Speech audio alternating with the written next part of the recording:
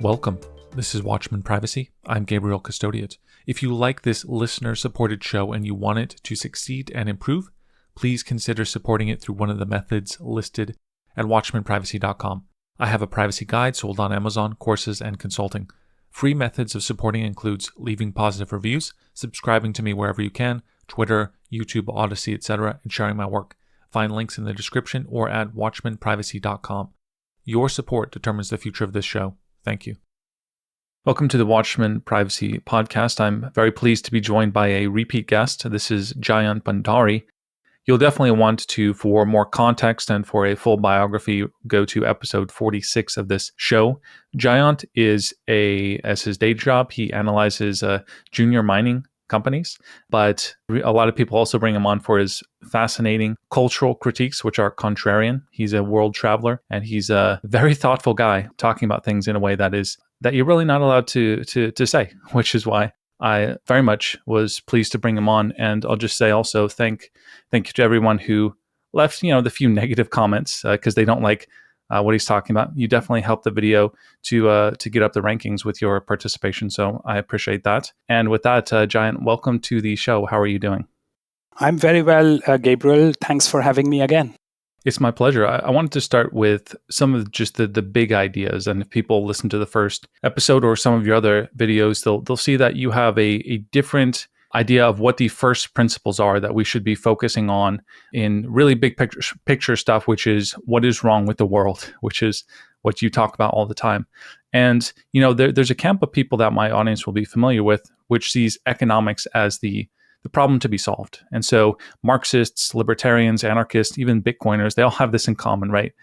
A lot of them will say, if you fix the money, fix the economics, you fix the society. We talked about people like Rick Rule, who will say that, if what we do is we reduce the government to almost nothing, then any society and every society would have a kind of blank slate opportunity to reach their fullest human potential. I know you disagree with this assessment, but it's kind of difficult to prove one way or another. Many people in these camps would agree, for example, that the US has stagnated as a society in the last 100 years, but has it stagnated because of an increase in government? Or did the increase in government arise because of social declines around that time? Some will say that government and economic oppression hold people back. Others will say that people get the governments they deserve. So how do you present your argument kind of most strongly that it's not a matter of fixing the money or reducing the government, but that it is the underlying culture that makes all the difference? Gabriel, if I had a switch today to end all governments, I will not use that switch. And the reason is very simple. The kind of government we get, and governments are always predators, they are always psychopathic people, but they will always be there, and they are a symptom of the underlying immoral nature of human beings. The more immoral a society is, the more corrupt, the more psychopathic, the more totalitarian government that society will have. So before working on what is wrong with the government, we should work on what is wrong with the society. The society has to become a moral society before you can think about changing your governments. A moral society will automatically, rapidly result in a decline of the size of government, because people will not be interested in welfare payments anymore. People will not be interested in any governments. And people will start honoring their contracts. And that will automatically result in the reduction of the size of police and the government. It's something definitely to consider if you have this idea that solve the money, as a lot of the listeners who are Bitcoiners these days will say, might not necessarily be the issue. And I just kind of wanted to just ruminate on this a little bit longer, Jayant, and kind of try to steelman the opposing argument here. There's a Bitcoiner, his name is Alex Gladstein, and he wrote a book called Check Your Financial Privilege Inside the Global Bitcoin Revolution. And he recently published a book called Hidden Repression: How the IMF and the World Bank Sell Exploitation as Development. And it's kind of a thesis that is not new, but I think Alex does a good job of kind of arguing his point, where he points out things about the third world countries, as you would call them, that For instance, France still controls the currency of 15 French-speaking African countries, and it holds that over them. We have the IMF, which some would argue are not helping out third world countries. We have books like Confessions of an Economic Hitman, where the gentleman reveals how first world countries kind of exploit third world countries in various ways. And, people will point to the fact that the global south has half of all the resources, 30% of all the labor in the world is coming from the global south, and they don't retain some of that money. So I'm sure you've heard these arguments about neocolonialism. Doesn't this complicate your thesis that it's only the irrationality of these places that is holding them back? Gabriel, no one is a saint here. Colonizers weren't saints, French aren't saints, but sub-Saharan Africans are among the biggest whiners I have come across. I have traveled a lot in sub-Saharan Africa, and they whine all the time. There's always someone they want to pass the blame to for their problems. There's virtually no entrepreneurialism in sub-Saharan Africa.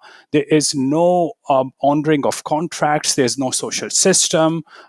So in a society like that, psychopaths will descend on them and exploit them. The biggest exploiters of sub-Saharan Africans are not French. The biggest exploiters of sub-Saharan Africa are their own tyrants and their own goons. And they exist all across sub-Saharan Africa, including in South Africa. The goons and the psychopaths and the tyrants run these countries and these societies to the micro level as well. So why blame anything on French at all? If you talk with a local sub-Saharan African, he has no clue about French people. He is only concerned about the local tyranny that he faces. Yeah, that's a fair rebuttal. And obviously, there's various counter examples as well. If you look at figures of like the Congo dictator Mobutu Sese Seko, who absolutely ravaged the Congo and was getting $1,000 haircuts from a guy that he brought in from New York while people were starving all around him. There's all kinds of examples. Just kind of sticking with changing topic a little bit, but sticking with some of the big picture issues. In one of your other talks, you brought up a statistic, which is that France has 30 times as many children born outside of marriage as Japan. What does a statistic like that tell you about both of those societies and where they're headed? Well, clearly, France is headed for a rapid decline. The Western society is headed for a rapid decline. And East Asian societies have actually preserved a lot of good qualities and good values that they imported from the West. So in East Asian societies, you can't really have these grotesque shows that they now do during Pride Parade, naked men trying to seduce children kind of shows. Those shows are not allowed in East Asia. I spend a fair bit of my time these days in East Asia. I'm currently in East Asia. There's a future here because they have preserved the good values of the Western society that they imported 150 years back, and they are desperately trying to retain those values. We have in the Western society given up on our religion. We have given up on many of the moral values that were a part of the Western society. And we have taken on something really horrible, which is wokeism, which is actually not very different from the third world cultures.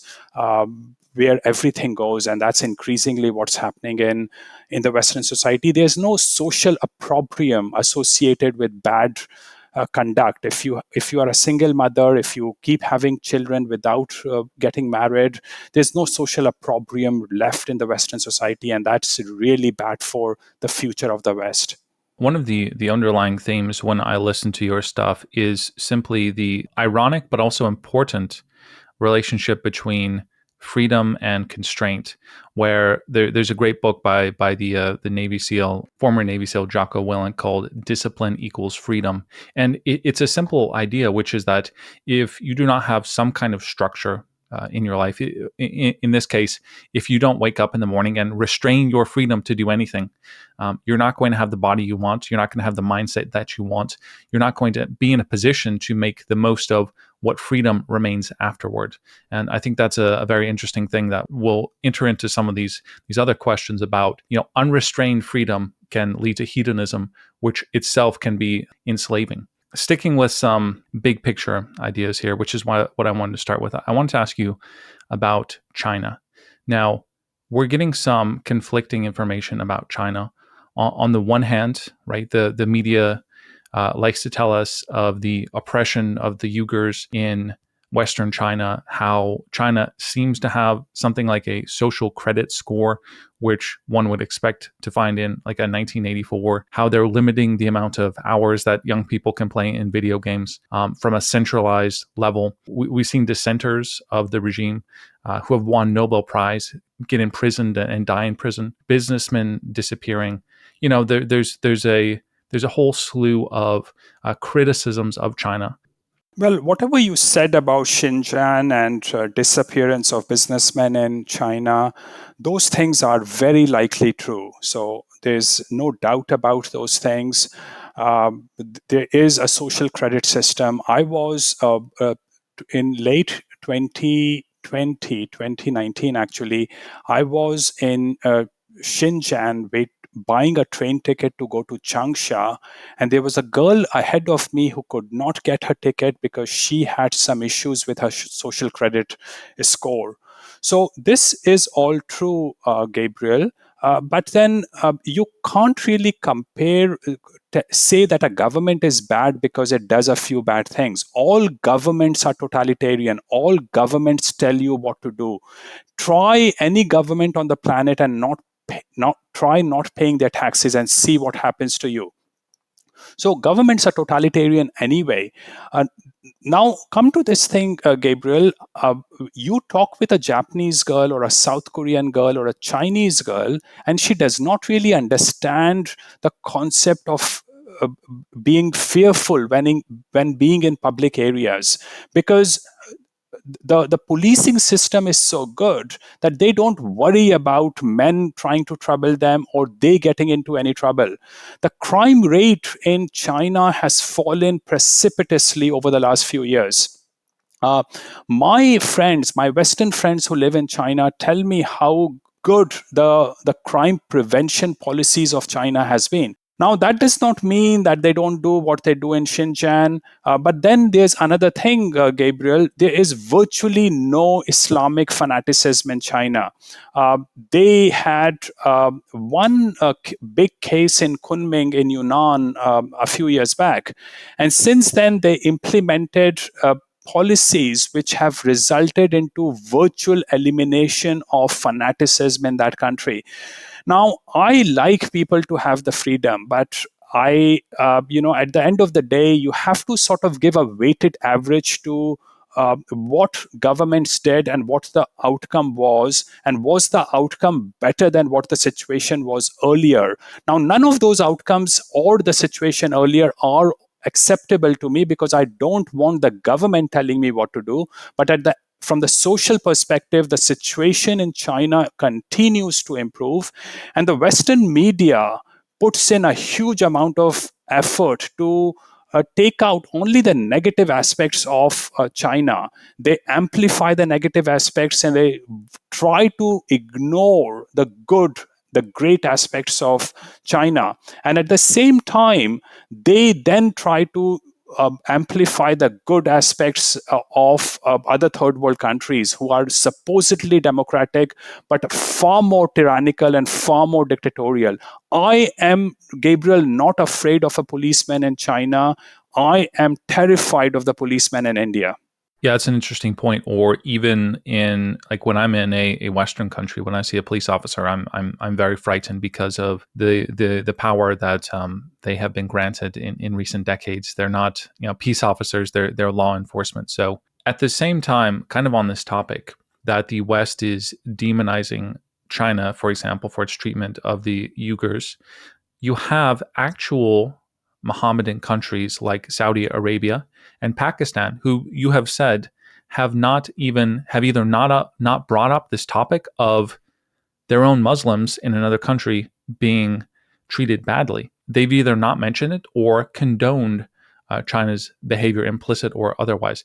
Am I correct in that analysis? And what lesson can we learn from that fact? Well, absolutely.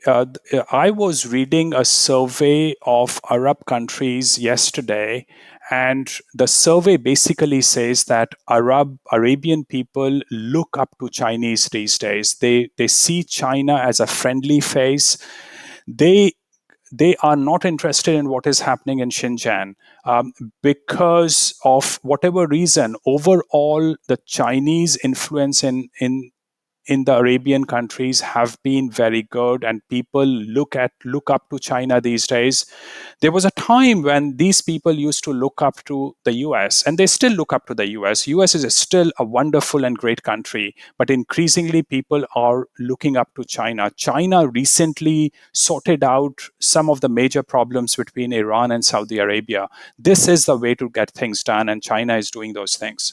Another point to that is that if there were, let's say, Christians being persecuted in a country, a Western country would be all over it. In fact, they're all over the fact that these Muslim people are being persecuted. But Saudi Arabia, Pakistan, other Muslim countries don't seem to have a problem with it. When there are huge problems in the Middle East, a lot of these predominantly Muslim countries do not accept refugees, whereas they end up going to the West, right, who are the opposite religion. Well, I mean, any kind of fanaticism destroys a society, and the societies in Afghanistan and Pakistan got destroyed by fanaticism. But also, there's another element to this, Gabriel, and which is that. When colonizers were operating, I'm talking about European colonizers a century back, when they were controlling the third world, they did not try to shovel down their enlightened views down the throat of the locals in these countries. They tried to educate the local people. They tried to do missionary activities, but they did not want to shovel down their views on the local people. What has happened over the last few decades is that American regime, the woke American regime, which sits in Washington, thinks it can change societies by forcing a democracy on those societies. Now, democracy is a very, very flawed concept. In my view, it's the worst way to run any society. But they think, the regime in Washington thinks that making a society democratic puts it on the path to progress. But that isn't the case. They, as a result, created a lot of problems in Iraq, Iran, Afghanistan, and Pakistan. And more recently in Libya, and they destroyed Libya basically, and they face no consequences for their bad actions. So unfortunately, we have in the Western countries created a reason uh, for the fragmentation of some of these countries. What they do with their women rights issues is really none of our business. And even if it were our business, we can't really do anything about those societies. You cannot really change a society from top down. You have to change it from bottom up.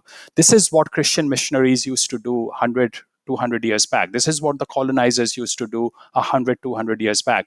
Now, what we want to do, the Washington regime wants to do, is to tell the higher ups, and they usually plant the most corrupt people in those countries as rulers of those societies. And as a result, nothing changes and everything falls apart, and a Taliban kind of horrible tyranny emerges. Elon Musk, last year, the UN said to Elon Musk, who at the time was kind of rising as the richest man in the world, they said that, if you gave just $6 billion, we could solve, I think it was, a world hunger. And Elon Musk replied, like, okay, show me how to do it. And of course, they had nothing. But there's this idea, not just from the UN, but elsewhere, that if there was just a certain amount of money diverted from all the rich people in the world, we could solve a lot of the problems of these starving people. On the other hand, anybody who's read Jim Rogers' books knows that from his travels in Africa and elsewhere, he would see all of these high-end things like vehicles, Jeeps, which were donated by Christian churches from the U.S. were being driven by the local politicians, the local thugs. It was not being used for the intended purpose. I'm just curious if you had any thoughts on this mindset where if we just gave up some of our money to these people, that would solve the problems of the third world. Well, it's a very puerile mindset, Gabriel. People should read a book called Seen and the Unseen by Frederick Bastiat, or maybe that's actually an essay in a book of his. But if Elon Musk gave away 6 billions of his money to the poor people, where will that money come from? He has to sell something somewhere else. He has to disinvest from somewhere else to give away that money. So he will be taking away money from somewhere to give away to other people. So, money does not grow on trees. People in IMF, people in governments like to think money grows on trees because they can actually print money and pass on the consequences of that inflation on other people who don't really recognize that as a problem. So, unfortunately, they don't really understand that Elon Musk giving away his 6 billion has consequences. But there's another major problem with giving away free money. Free money does not lead to prosperity anywhere in the world. What has welfare payments done to the Western society? What has, as you rightly said, what has the money given away to local politicians in poor countries resulted into? But even if that money reached the poor people, they would just stop working to the extent that they have the free money. So you are creating a moral hazard by giving away free money, and that's exactly what you see with the welfare system in the Western society. If you give too much free money, people don't want to work. Why should they work? It's just another example of the idea of this is a matter of economics. There's certainly a lot more to it than that. The common example being somebody who wins the lottery who is just living in a trailer. They'll oftentimes blow through that money and return to their poverty as if they had never had it because they don't have some of the fundamental principles that would have gotten somebody rich in the first place. That is the best example. Virtually all people who win big lottery tickets revert back to their original poverty with sexually transmitted diseases and drug addiction not too far in the future. And that's exactly what happens with the poor people. You actually create a moral hazard, and those people end up worse than where they started. Now, I couldn't bring Jayant Bhandari on and not talk a little India, so I just want to ask him a few India questions. And I'm here quoting from a great book on privacy called "The Future of Crime," which my audience will know. And let me quote from it: "The largest government biometric identity database in the world is run by the Indian government. The project, known as Aadhaar, is an ambitious attempt to fingerprint, photograph, and capture iris scans on the nation's 1.2 billion citizens." I'm just curious what you know about. I'm sure you know a lot about this program. For kind of privacy focused people, this seems like a disaster. It is an Orwellian thing. They have forced it upon people, and some people have avoided taking that ID card, and I have avoided taking that ID card. But the good thing about the third world country like India is that nothing works, Gabriel, and corruption takes care of. Governments attempt to enforce tyranny on people. You can get fake Aadhaar card by paying money. Every public servant in India takes bribes. So you can bribe people to get a fake Aadhaar card. You can actually pay money to get multiple Aadhaar cards, and the Aadhaar cards that they give out to people often don't work, and there are massive amount of scams happening with Aadhaar card. A lot of people, and people I know personally, have lost their bank balances because of misuse of Aadhaar card. So this isn't really working. Thankfully, it isn't working because of the dysfunctionality of India, because of the venality of India. But it is a truly Orwellian scheme to tyrannize people and to force people to give away their private lives. Yeah, that's one reason we've talked about as reason one might consider spending some time in these kind of countries where things are a little bit dysfunctional. That includes the would-be Orwellian features.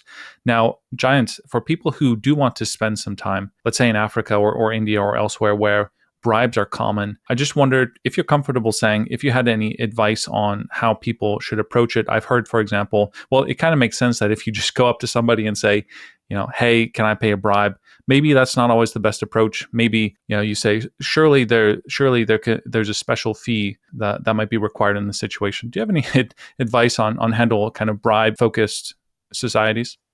So, Gabriel, when I started working in India in 1991, there was some shame and guilt associated with exchanging bribes. We had to, if I gave a bribe, I would usually say, hey, this is for your children or this is for your wife. But as time has passed by, things have become very blatant. Bribes are asked for very openly and they are given out very openly. You just tell these people what do they want, and you negotiate a price and give it to them. So the issue is here, Gabriel, that it has now been 76 years since the British left India, and similar is the case with most other third world countries. British had implanted certain values in that societies. They had created a certain moral structure. They had created a culture of shame and guilt associated with doing certain bad things. Now, with time, that shame and guilt has got eroded away. And today, on the streets in India, the policeman openly asks for bribe, and you openly give him the bribe. So, culture has changed quite a bit. There's only one thing though that one thing is that you should not attempt to give bribes unnecessarily.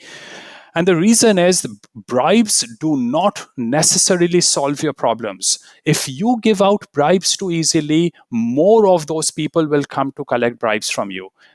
Similarly, if you are in New Delhi and if you give away a rupee to a beggar, 50 new beggars will descend on you. So you want to make sure that you do not unnecessarily give money to beggars or unnecessarily give bribes to policemen, because they will then look for reasons to collect more bribes from you.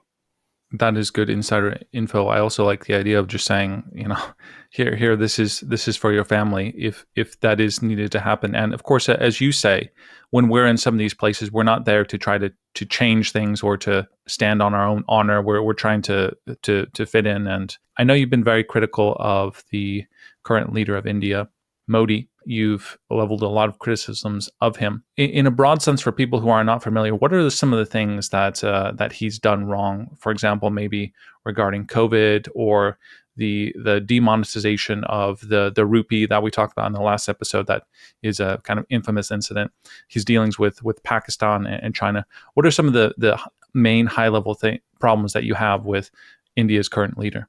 I see nothing good about him, but at the same time, if I had to vote in India, I would actually vote for him.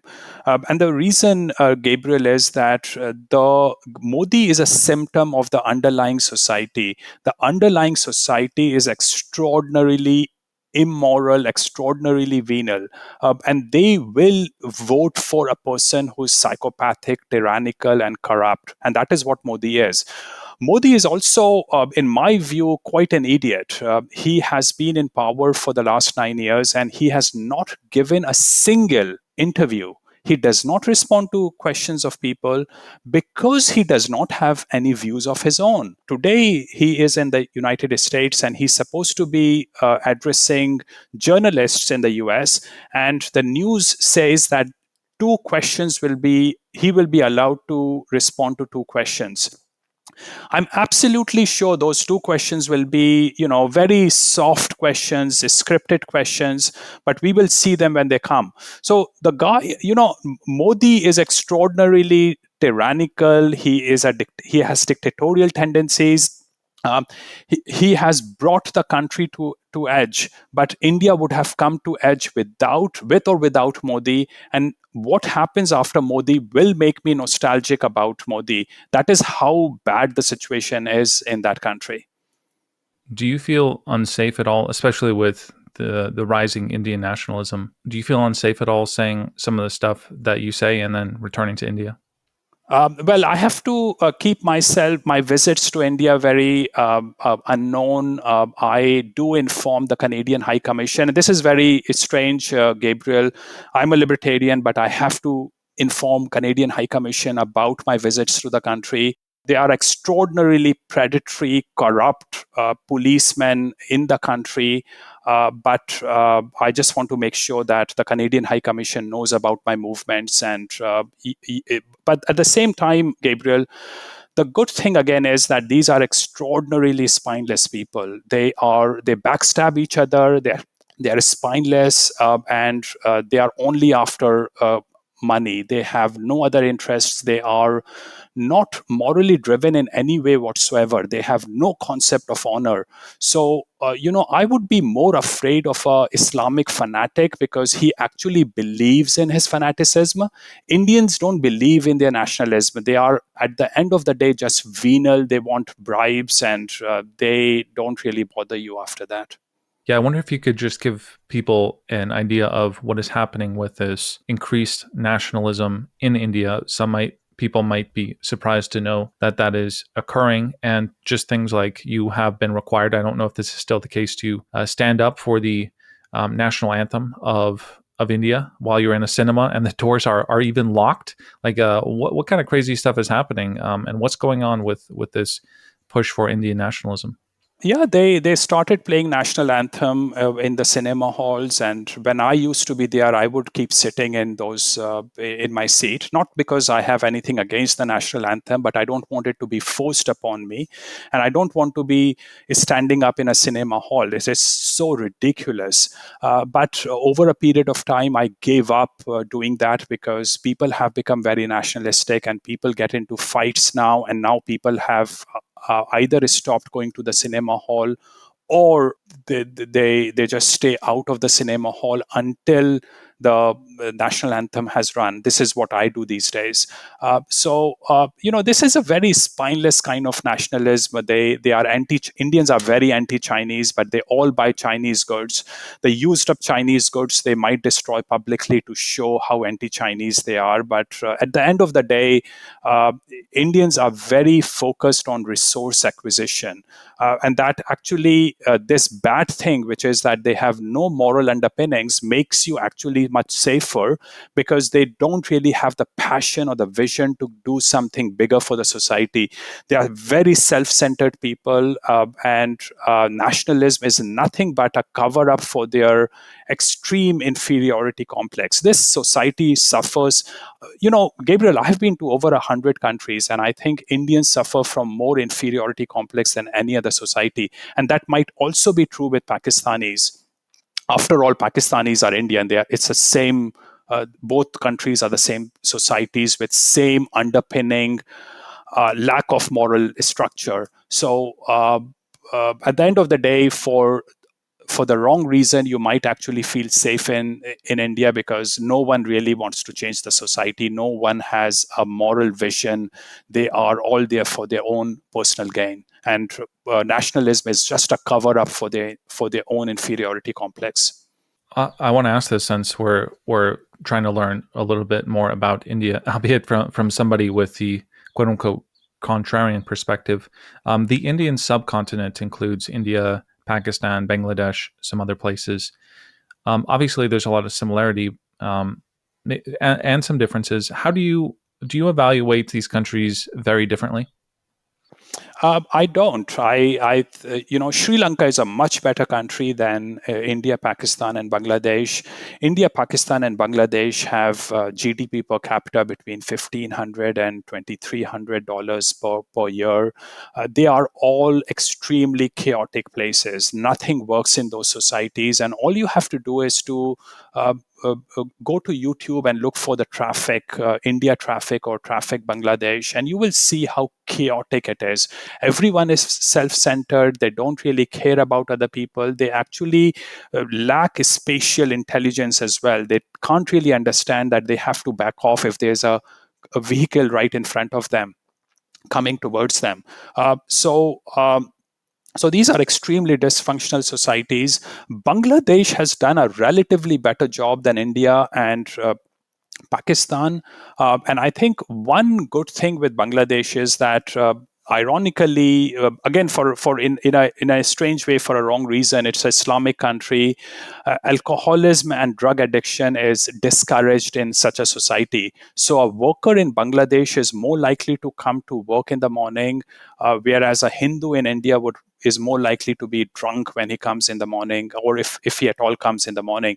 So there's more concept of honor and discipline among Muslims. So Bangladesh is doing better than India, but unfortunately, Islam today, the way it's promoted, the way it's followed by its practitioner, can easily lead to where Pakistan has gone. Pakistan has fallen apart.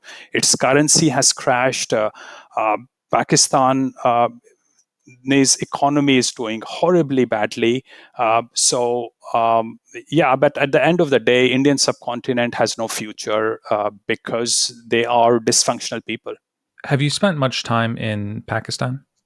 No, I can't easily go to Pakistan, Gabriel. I tried to go to Pakistan. If I go to Pakistan, the embassy does not. When I had my Indian passport, it was not easy to get a visa. They were extraordinarily rude with me.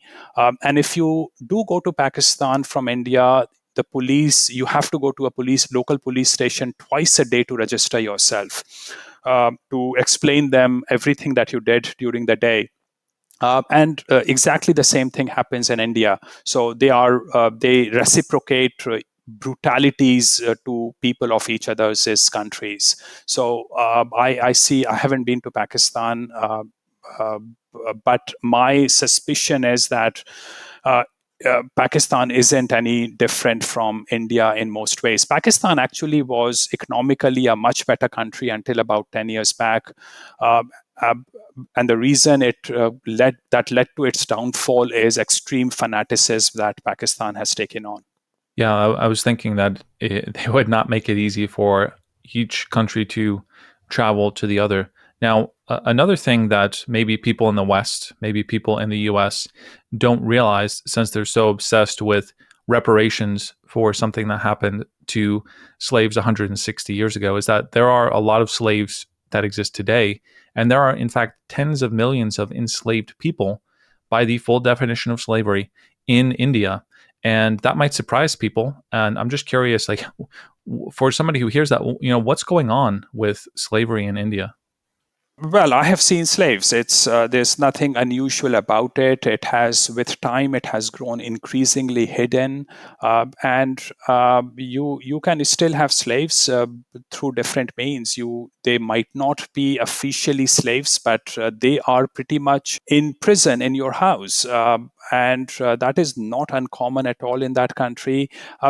Gabriel, to really understand a country like India, one has to understand that. When you grow up in a Western society, even if you are a woke person or even if you're a secular, you still grow up in an environment where 10 commandments or certain values are taken for granted. So you probably think that these are a part of the universe, that there is a concept of right and wrong, there's a concept of honor and lack of honor. But these concepts have been created by human beings. Those concepts do not exist in a country like India. There's there no there's no moral structure underpinning that society. There's no concept of honor in that society. So if there's someone who is enslaving someone else, I have no business doing anything about it because it does not bother me. I have no concept of right and wrong. I would even be friendly with that person. Now, that's, of course, I'm not talking about me. I'm talking about a general Indian. And the police has nothing to do with it because the police is only interested in bribes. A police cannot get bribes from an enslaved person. The policeman can only get bribes from the enslaver. So the system goes on and nothing can stop it because the country, the blood that runs through the veins of that country is bribes. There's no moral structure. There is structure in that society. There's no concept of 10 commandments in that society. Well, for everybody who's complaining about reparations in places like the US, here's a real life scenario: tens of millions of people enslaved today. So divert 100% of your attention away from what you're talking about now, and go direct it at Indians if this is what you truly believe in. Jayant, a lot of people are also fascinated, or maybe even oblivious to the caste system in India. It's a very strange thing, and I wonder if you could just explain what, at a day-to-day level, what the caste system of India looks like, whether it is still prevalent to this day, or whether it has diminished, and maybe whether it still remains when Indians travel abroad. There are theoretically 4 or 5 castes in that country. And this classification was created by the British because when the British came to India, they were flabbergasted by what they saw, and they wanted to, because they were rational thinkers, they wanted to put a structure around what they saw. And I think that's a very erroneous way to understand the caste system, because by giving it a structure, you assume that there's a structure to that caste system. There's actually no structure to that caste system. In reality, there are anything between 3,000 to 15,000 castes and subcastes in India. There's actually there wasn't anything called Hinduism until about 100 years back. When I was growing up, if you asked a person what his religion was, he would actually mention his caste or subcaste. But I would go further. I would say that India has 1.4 billion castes. Every interaction with an India is an assessment of where the other person belongs to in the pecking order. This is hardwired in the Indian mind. The caste system is hardwired in the Indian mind. He's always trying to assess where in the hierarchy you stand, whether he should be submissive towards you, or whether he should be obsequious towards you, or whether he should try to tyrannize you. So the caste system is not just about 4 or 5 castes, or even about 3,000 to 15,000 castes. It's about an attitude that Indians have, which is extraordinarily hierarchical. They are always judging you and giving you a place in a pecking order. So, last question about India. Here's my question. So, somebody who's visiting India, what's the best way to navigate India? Well, firstly, single girls should not go to India. You should always travel in a company, have a male partner with you. This is not sexist. This is just the reality of that country. You go there. India is a different planet. It's almost impossible to explain to you what India is verbally. You have to experience it. When the door of your plane opens, you will immediately get a rush of poop smell into the plane. And that poop smell will be there until the time you depart from that country. The country is dirty, it's smoky, it has managed to pollute itself without industrialization. You face hassles non-stop in that country. Being an Indian does not save me from those hassles. Being a foreigner will make your life a lot more troublesome. Also, although you will be looked up to, because particularly if you're a white guy, if you are a black guy, you will be looked down at. So India again is a very class-based, caste-based, race-based society. It's another planet. Everyone should go and visit that country, understand how different that planet is. Right, and don't just stay in the 5-star hotels. Definitely get around to see the real part of any country. Jayant, how many countries have you visited at this point? Well, close to 100 countries, Gabriel. And, I have been traveling for the last 30 years, and I have always wanted to come across countries that were worse than India. And I was always keen on trying to understand what made India such a wretched place. Now, Gabriel, whatever I said about India, I'm not exaggerating at all. I'm a financial analyst. I have to be very thorough about what I say about anything. I have to give the right kind of measurement to everything that I see. If at all, I'm very optimistic about India because I see India through my air-conditioned, chauffeur-driven car. India is far, far worse than I can explain. So I've been to close to 100 countries trying to understand the what makes a country develop and what makes a country not develop. And the only country where I can say that is likely and likely worse than India is Congo, Democratic Republic of Congo. Yeah, actually, I have that on my list of questions here. Just wanted to pick your brain about some other regions of the world, because you make it a point to not just travel to 100 countries at this point, but to explore them fairly thoroughly. That, I mean, this is what you discuss, and it's literally your job to be aware of these things. Talk to us about your trip to the Congo. Right, it reminds me of Joseph Conrad's famous Heart of Darkness, where you're just going into this place of depravity. It seems like it hasn't changed since 1899 when that was published. Tell us about your trials and tribulations in the Congo. I went to a place called Goma in Democratic Republic of Congo because I had a friend in the United Nations who was happy to give me some protection in that country. Now, Goma is a lawless place, the most funded place by the United Nations. And it was very disheartening to see what was happening in Goma. There are all kinds of international agencies there, and if you work for the UN, you get paid about $2,000 a month. Whereas if you don't work for the United Nations, you get paid about those days, at least when I was there, about $5 to $10 a month. So every person, every engineer, every doctor would rather be a chauffeur with the UN than with than work outside the United Nations system. Every girl would rather be a prostitute for the UN officers than be a wife of someone. So, what my first impression was that these international agencies have destroyed the social systems in that country. Indian armed forces are there, Pakistani armed forces are there, and they work together very well. And they work together very well in exploiting the local women and people. The place is completely lawless. There is no law in that country. You constantly see people who have no hands or no legs or no nose because they suffer from constant war. Now, one person that I met who was a Swedish policeman based in Goma for a few weeks, he told me that a lot of hospitals are actually plastic surgery hospitals because when women get raped in Goma, they don't just get raped; they actually get they do all kinds of things to the body of the woman that she has to go through a lot of reconstructive surgeries.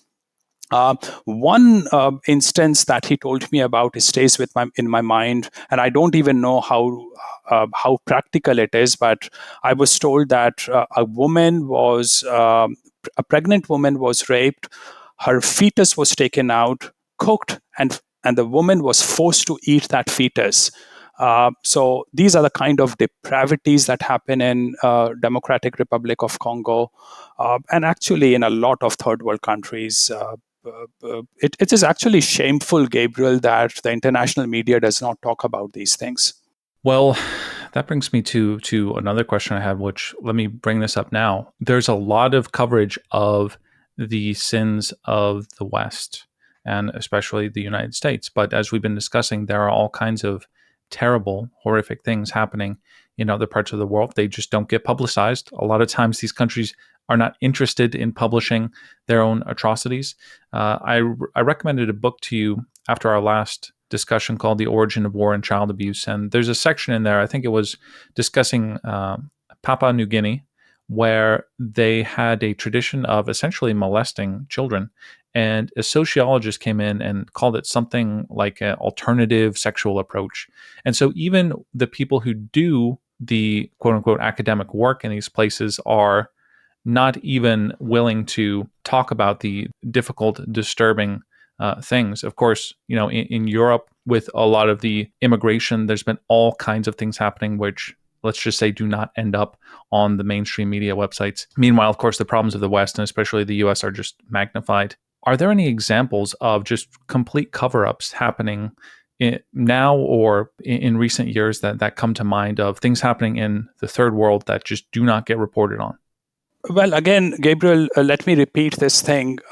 These third world countries do not have a moral structure. They do not think about tomorrow. The people, they are driven by resource acquisition and to satisfy their immediate appetites. I was in Papua New Guinea, and I was told by an Australian girl who was working for the Australian embassy those days that once she went out by herself and the policemen chased her down, and they were about to take her to the police station despite the fact that she was working for the embassy, and she told me that had they taken her to the police station, they would have raped her. Now, these policemen would have got their bones broken the next morning because they would have raped an embassy girl, but that would not have mattered because these people don't think about tomorrow. Now, that is how bad the situation in these countries are. When I lived in New Delhi, I had a maid who was probably 30 years old that time, and a very beautiful woman. And she had about 8 or 9 children. And she told me once she came to work at my place, and her one side of her face was completely blown up. I could not even see her eye anymore because her husband had beaten her up all night. She told me that when she was a teenager, she was kidnapped by the same guy and kept in confinement for about 15 years while she had those 8 or 9 children. Again, Gabriel, go back to what I said earlier. There's no escape for people like those because police gets no bribes from people who are enslaved. So this woman had no escape from that situation. Sort of hypocritically, I told her that she should go and report the matter to the police, but there was actually no way out for her. Now, here is the worst situation. A few months later, she told me that she had given away her teenage daughter to someone who was hundreds of kilometers away. And this is so shameless, Gabriel, because she is continuing what she suffered from. Her suffering did not lead to a moral awakening in herself. And because there is no moral awakening among sufferers, there's no one who fights for his rights. There's no righteous indignation that Indians suffer from. When they suffer something, they pass on that suffering to someone else. If you get beaten up, you beat someone weaker than you. And that's how that society works. People, again, have no moral fabric. They are driven by expediency and resource acquisition. And that's the main thesis of the book I mentioned, The Origin of War and Child Abuse, where people who are abused simply reenact that abuse, and it's an endless cycle. How does one get accurate information about what is happening in third world countries? I'm sure it's something. I mean, you travel around, so that's useful. But where can people get information that is not politically correct and censored? Well, it's very hard, Gabriel, because people of the third world will not talk about their crimes. They because again they are not driven by moral fabric. They say what is right, what sounds good, rather than what is good. And I think I mentioned this to you that it was an awakening I had when I was in the UK when I was 25 years old. I started to realize that the people in the UK were speaking the truth for the sake of speaking the truth, rather than because it looked good or looked bad. People in the third world lie all the time. They say what sounds good and what works in their interests. You have to go and visit. You have to see with your own eyes and make your own inferences about those countries. Journalists will not write much about it because, firstly, they most likely don't understand what's happening. Secondly, they don't want to be politically incorrect. Visitors to those countries, the Western visitors, won't talk much about it because they don't want to be looking as racist. So we have created a huge problem with information. Today, you have your only choice is to go and be there and actually talk truthfully about what you experience. Yeah, and that's why I appreciate having you on here to at least point out to people that there's a lot that is being hidden from them on this topic. And combining a previous topic, one thing that people don't realize is that there are, of all the bad things that are happening that are causing immigration, people leaving their country as refugees, there are really only some countries that take these people in, right? We were saying before, Middle Eastern, Syrian refugees. How many of those are being taken in by Muslim countries? Not very many in many cases. How many people has Japan taken in refugees throughout the years? Almost none, right? So meanwhile, the West is just bringing in all these people like crazy. I'm just curious, like that's a pretty big issue and something that nobody really discusses. Maybe people aren't even aware of that fact. So Gabriel, I increasingly spend my time in East Asia because I see a very bad future of the Western society, and one of the biggest reasons is the fact that they are bringing in so many people from the third world. Canada brought in 1 million people in 2022. That was an increase of 2.5 to 3% of Canadian population just because of that immigration. Here is the problem. These people simply are not hardwired to have a moral fabric. And once they get into majority, you will have governments getting elected based on expediency.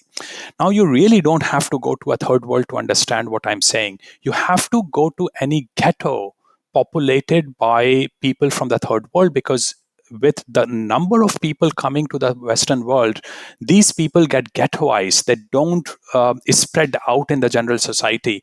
Just visit those ghettos. They are dirty, they are smelly, they are chaotic, they are noisy. And even if they are rich, it does not matter because they bring the third world culture to the Western world.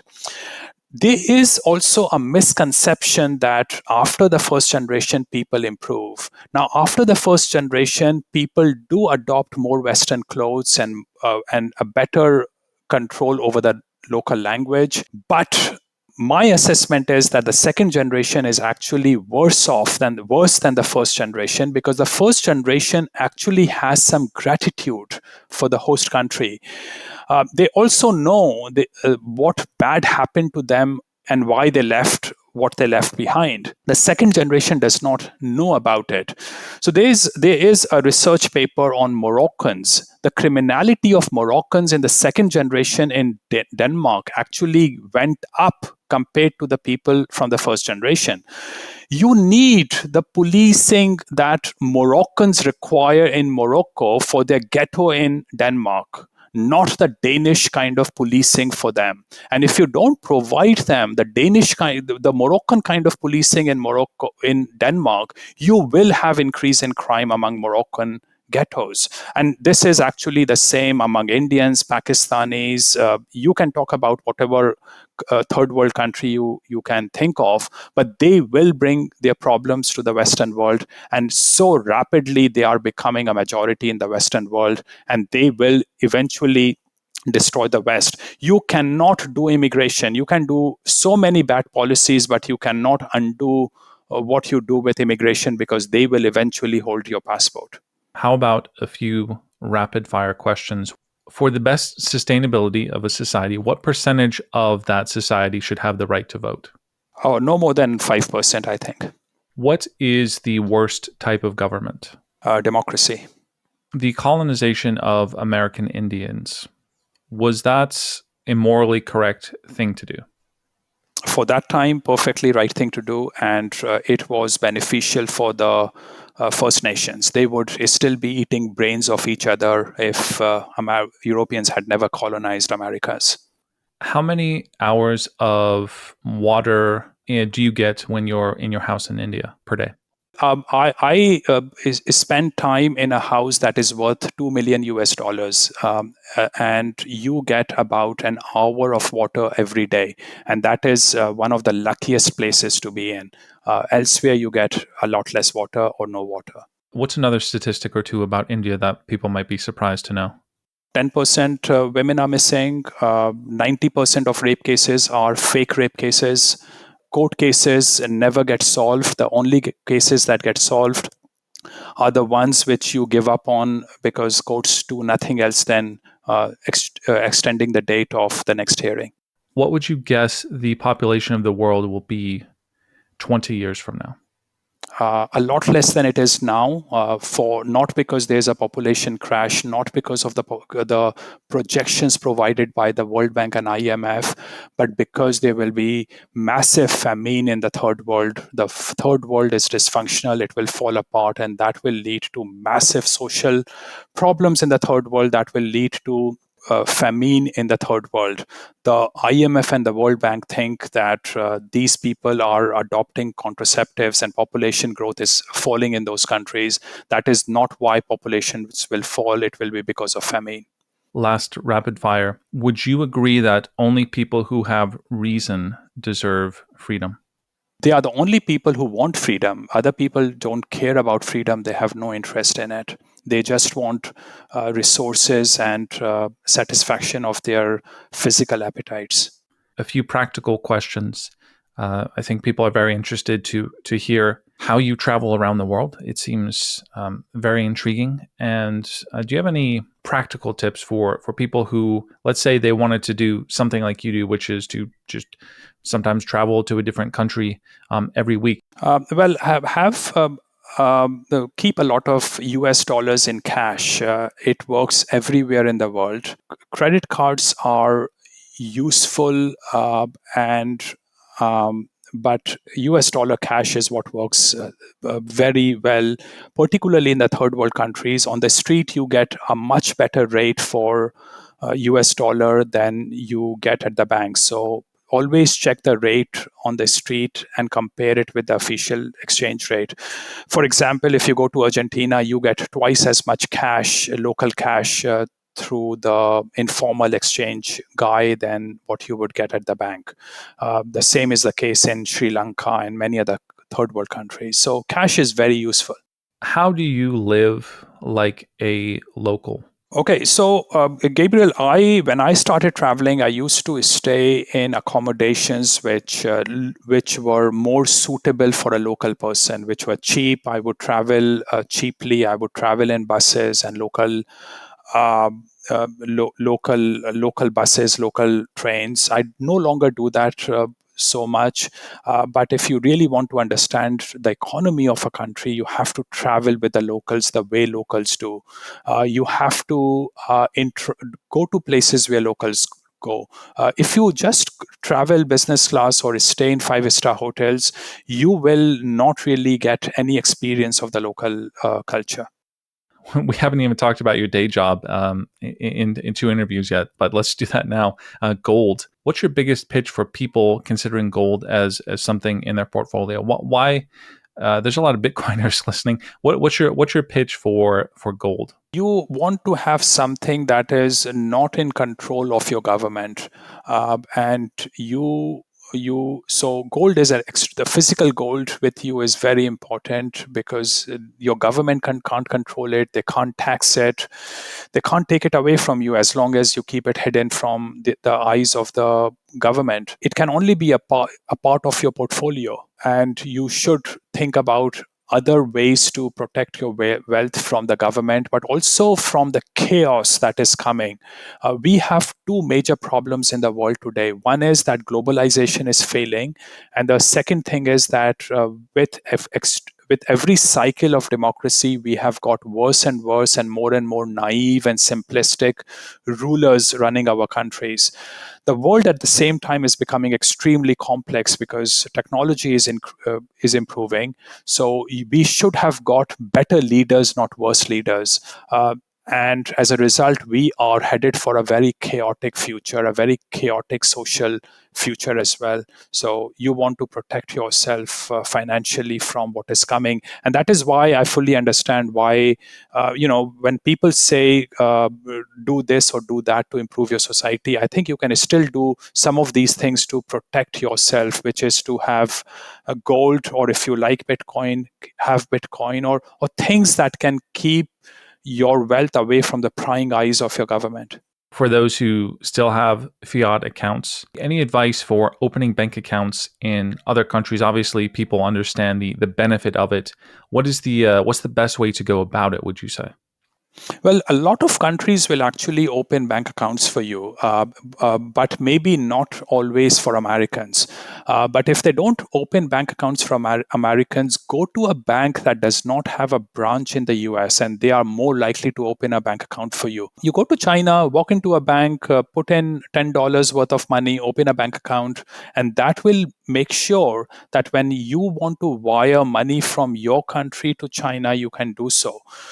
The enemy of your government is actually your friend. So you should have a bank. If you are an American or a Western person, you should have a bank account in China. Similarly for other countries. And also, there's no downside to keeping some of your wealth outside the country that you live in. In fact, a lot of your wealth outside the country you live in, because you can bring it back at a moment's notice. So diversify your cash in other countries on which your government has no control. Remember, Trudeau froze bank accounts of people during COVID days. You don't want your bank accounts to be frozen. Along similar lines, is it wise to have, if people are investing, is it wise to have investment accounts in different countries as well? Oh, absolutely. Yeah. I mean, you can, again, these days, technology has made it possible for you to have investment accounts in different countries. A lot of brokers will open accounts for you. I know there's a lot of confusion. People think that banks and brokers won't open accounts for you. They do open accounts for you. You just have to do it the right way, and look for a broker or a bank that will actually open accounts for you. A last kind of economic question. A lot of people think that the dollar is going to tank, going to decline. Obviously, there's been a ton of money printed in the last couple of years.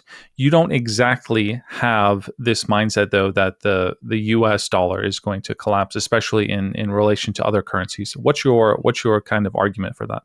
Well, it's fiat currency at the end of the day. It will keep collapsing, but it will collapse a lot less than virtually every other country on the currency on the planet.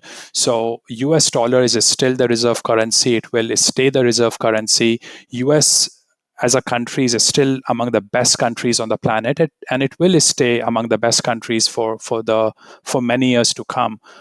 So people have an incentive to buy the US dollar. If you go to the Indian cash market today, you can't find the US dollar. It's a premium commodity on the street in India today. People have respect and trust in the US dollar, despite that it's a fiat currency. Slowly it is losing its status as reserve currency because of the crazy things that Biden administration has done, or the crazy printing that the US has got away with. And that will increasingly lead to inflation in the US dollar. So maybe there's less of an incentive to own US dollar going forward. But the problem is you don't really have too many alternative currencies. Hong Kong dollar is a great currency, but Hong Kong dollar is pegged to the US dollar. Taiwanese currency is very good currency to own. But the problem is that the war fear will keep its currency subdued. Maybe Japan is a great currency. Japanese currency is a great currency to own. South Korean currency is a great currency to own. Look at Singapore as well. And these are good countries to invest in as well because they are very stable. I think what Jayant is doing here is doing the contrarian thing, where he's talking about currencies that are from societies that he considers to be better societies. I would be negligent, Jayant, if I didn't sneak this current event. Elon Musk and Ray Dalio recently praised India as a kind of an up-and-coming economy. Just any thoughts on what happened there? So, Gabriel, one good thing is to just go and listen to what Elon Musk and Ray Dalio said about Modi's visit to the US. The words, the structure of sentences, and what they said was very Indian. The script was very likely handed over to them, and they were told to narrate that script. You just have to listen to it. You don't have to believe me on this. I don't know what is happening, Gabriel, but both of them were extremely disingenuous when they praised India so much. Elon Musk said that India is the most exciting country on the planet. Tesla has zero investment in India. They opened an office and they closed it. And then someone asked them, when are you visiting India? He said he's visiting India sometime next year. It doesn't really add up. There's so much of hypocrisy in what he and Ray Dalio said. Final question here. We mentioned what might the third world countries might look like population-wise 15 years from now. 15 years from now, what, based on your assessment of the world, which is different from everyone else's, what is the world going to look like 15 years from now? What are maybe some things that stand out to you as you try to project into that future? Well, I think the Western society will rapidly collapse by that time. I want to be out of the Western society by then. I think East Asia will stay very stable, and I do want to set my roots in countries like Japan and South Korea and Taiwan and Singapore and Hong Kong and even China. Middle East is actually improving very rapidly. So I want to. I think the Middle East, particularly Saudi Arabia, Bahrain, Oman, United Arab Emirates, and most of East Asia to be a very stable part of the world 15 years from now. We'll have all the links that we've had in the past. Is there anywhere else you would like to direct people, maybe recent things you've done? Well, everything is on my website, Gabriel. JayantBhandari.com is the website. Thank you again, Jayant. Thank you very much, Gabriel.